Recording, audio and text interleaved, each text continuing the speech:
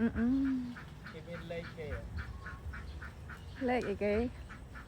ដឹងមិនគេដាក់020 ឈ្មោះវាដឹង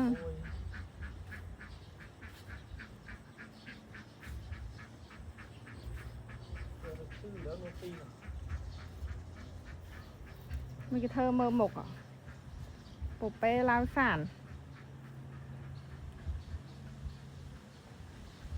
មើលពពែរួចពីត្រង់មួយពពែលេខអាវក្រហមរួចពីត្រង់មួយហើយ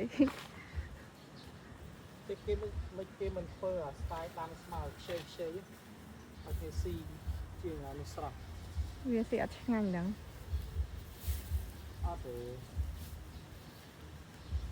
ទៅមកនៅចាំវិញមកឆ្នៃចាក់កលអិតឲ្យរៀងខ្ពស់2អិតមក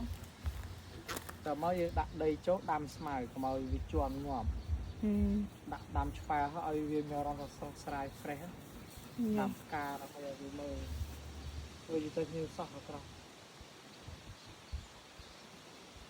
ឆ្នៃយើងគេមកដាក់អិតឆ្វែជុំវិញបាញ់ទឹករងថ្ងៃស្មៅដុះព្រៀបដាំអា